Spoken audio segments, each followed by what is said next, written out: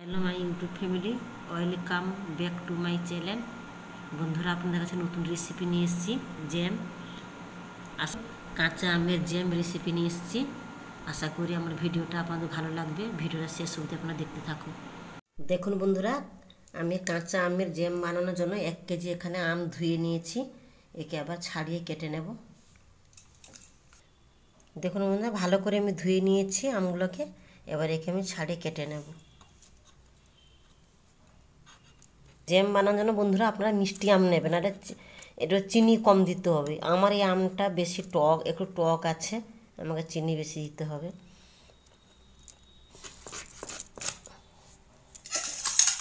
দেখুন বন্ধুরা, এইগুলোকে বীজগুলোকে ভালো করে পরিষ্কার করে দেব, এই ছাড়িয়ে নেব।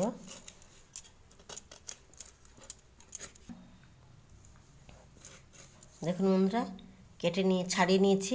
এবার একে আমি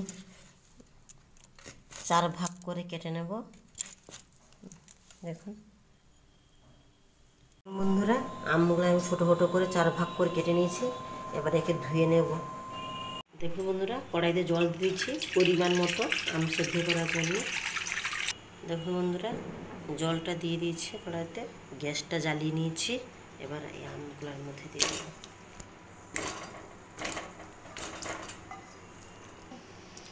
আমগুলো একটা হলুদ মতন হয়েছিল, সেই আমগুলো এর মধ্যে দিয়ে দিয়েছি আমি। এই যে ঢাকা দিয়ে দেবো বন্ধুরা।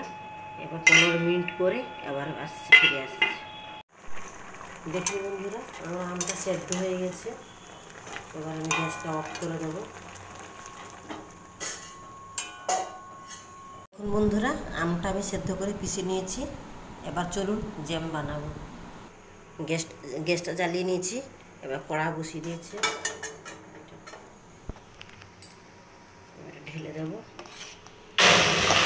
দেখুন বন্ধুরা, এতে এই বাটিতে 1 বাটি চিনি দিলাম, লাগলে আবার দেব। কিন্তু আমটা টক আছে না, তাই বেশি চিনিটা লাগবে মনে হচ্ছে।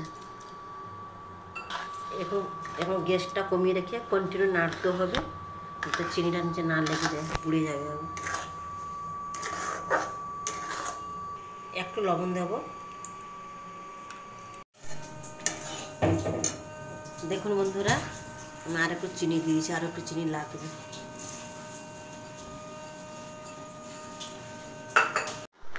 দেখুন বন্ধুরা, কত সুন্দর কালার এসেছে। আমার জ্যাম এবার রেডি হয়ে গেছে। এবার নামিয়ে নেব। দেখুন বন্ধুরা, আমি কাঁচের জারে ঢেলে নিয়েছি। আপনারাও এইভাবে কাঁচের জারে করে রাখবেন, অনেক দিন থাকবে। ফুড কালার, বিনা ফুড কালার না আমি এরকম করেছি। আপনারাও ফুড কালার দেবেন না, ফুড কালার দিলে ভালো হয় না, শরীর পক্ষে খারাপ। আমি ফুড কালার না দিয়ে করি, ফুড কালার দিলে গ্রিন কালার হবে। আমি এমনি করেছি ফুড কালার না দিয়ে। দেখুন বন্ধুরা, কত সুন্দর দেখতে লাগছে কালারটা। আমার রেসিপিটা যদি ভালো লাগে তাহলে লাইক, কমেন্ট, সাবস্ক্রাইব করবেন। আমার নতুন নতুন ভিডিও পাওয়ার জন্য আমার পাশে থাকবেন বন্ধুরা।